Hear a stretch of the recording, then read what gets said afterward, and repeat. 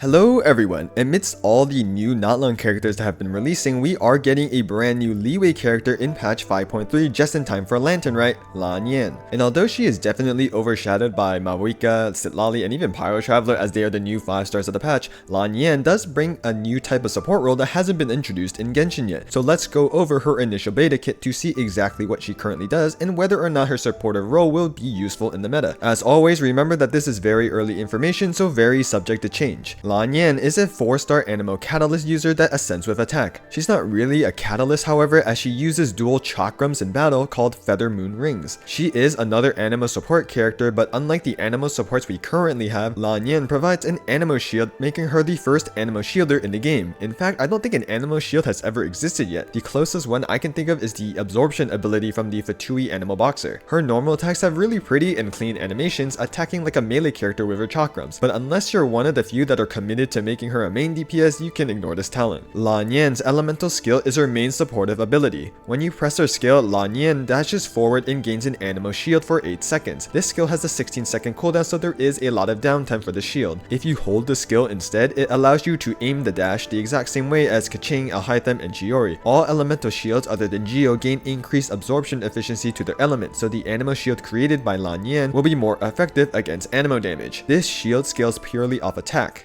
Assuming a 2500 attack Lan Yan, this shield will be about 15,000 base HP, which is decent, and this shield effectiveness can get increased with her C2. Additionally, when Lan Yan dashes into an enemy, she will jump into the air. If you press her skill again or normal attack during this time, she will throw her chakrams onto the enemy, dealing some damage. However, because the identity of Anemo is being able to absorb elements like Pyro, Hydro, Electro, and Cryo, Lan Yan's skill can do the same thing with her A1 passive. If her dash interacts with any of those absorbable elements, the Anemo shield will be converted into the element it interacted with. In addition, her subsequent attack she fires after jumping into the air and throwing her chakrams will additionally deal damage of the corresponding element that was absorbed. So if Lan Yan dashed into an enemy affected by Hydro, her Anemo shield will turn into a Hydro shield. Then once in the air and she attacks enemies by throwing her chakrams, she will deal Anemo damage and some Hydro damage. Next, Lan Yan's elemental burst is quite simple. She spawns a fairly large circular AoE that deals damage and pulls enemies in. 60 energy cost, 15-second cooldown. It's definitely not an important part of her skill, but the extra CC can be nice. Lastly, Lan Yan's A4 passive allows her skill and burst to deal increased damage based on her elemental mastery. I don't think that this is very useful, as you mainly want to build attack for her shield. Sure, you could build her full EM as well, but her shield is going to be worse, and you could just be playing Sucrose instead if you're going to go a full EM Anemo support. So in my opinion, it's not really a relevant passive, but I guess it makes EM substats somewhat more useful. A 4-star's Constellations can be very important for a character's kit, so let's go over them. C1 gives Lan Yan an extra damage instance from her skill when it undergoes elemental conversion. Not very important in the grand scheme of things. With C2, while Lan Yan's shield is active and the active character's normal attacks deal damage, the shield can heal itself back up 40% of its original HP up to its maximum absorption. This can happen every 2 seconds. Effectively, this can greatly increase the damage that Lan Yan's shield can absorb because you can heal the shield back up by doing normal attacks. Pretty strong if you are able to take advantage of it. C3 increases her skill talent level by 3. C4 gives the party 60 elemental mastery for 12 seconds after Lan Yan uses her burst. C5 increases her burst talent level by 3.